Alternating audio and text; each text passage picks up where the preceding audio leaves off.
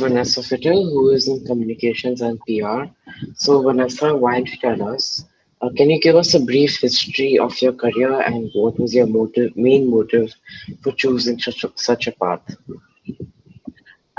Hey, Johan, nice to be chatting with you today. Um, so when it comes to my career, it started out in a sort of non-traditional way, you could say. After I finished my college, I took a gap year. So I did a year of just trying out different things to see where my interest truly lied. While I was always sort of very keen on journalism and at that time sports journalism, I was also sort of toying with the idea of getting into the development sector. And so I thought I'd take a year off, try a bunch of things, and see where my interests truly lied. And so most of my friends were either going on to do a postgrad or going on to work for a company. There I was, you know, for a couple of months, I went and did an exchange program in Romania. I worked with an NGO. I worked with a sports channel, with a sports management company.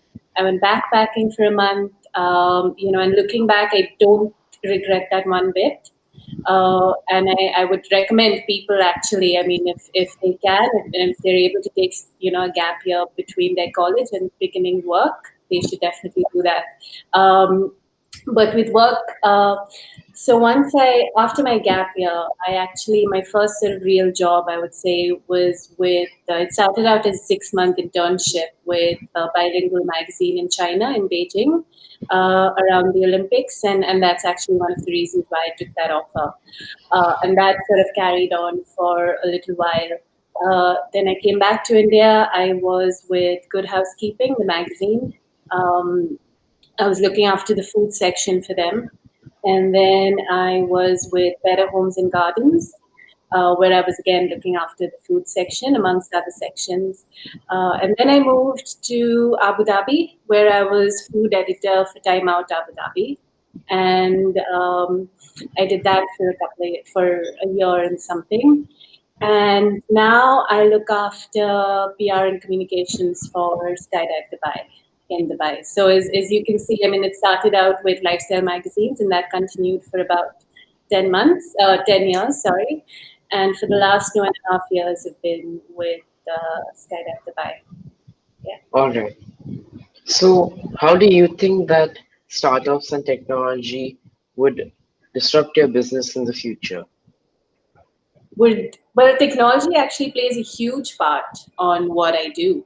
I rely completely on technology, be it for the website that I manage or even social media. Social media is a huge part of my daily, responsibility. A lot of our customers that we get are people who come to Dubai as tourists. So to be able to communicate with them and tell them about what we're doing and what you're about, I need technology, I need social media, I need newsletters and a website portal. So, technology is, without technology, I wouldn't be able to do my job for sure. Yeah. All right. So, what guidance do you have for a student who looks to pursue a similar career in communications and PR?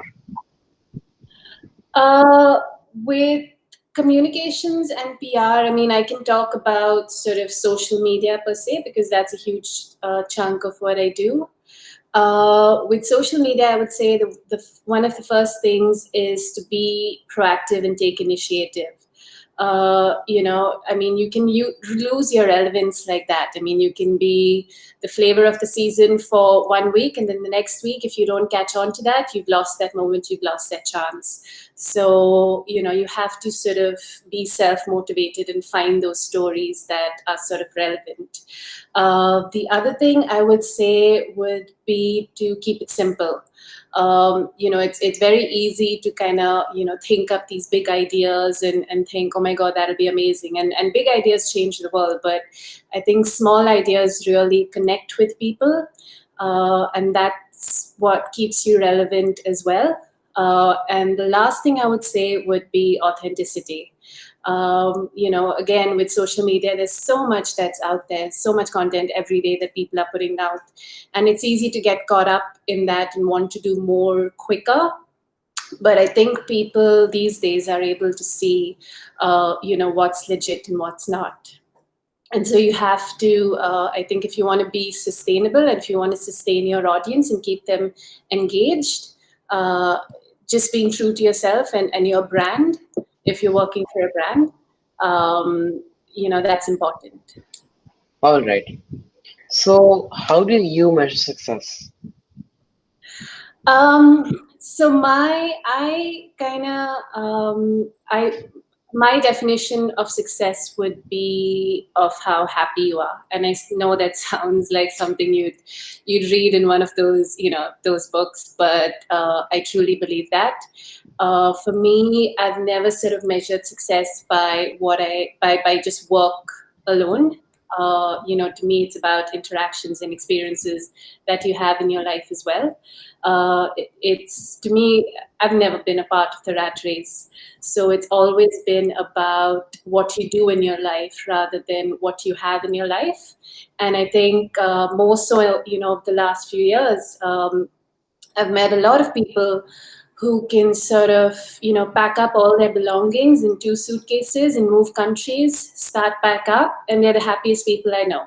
And to me, that's successful. So that would be my answer for success and how I All right. measure it. Yeah. All right. So, thank you, Vanessa. Thank you for your time. Thank you, Johan, and I wish you the best.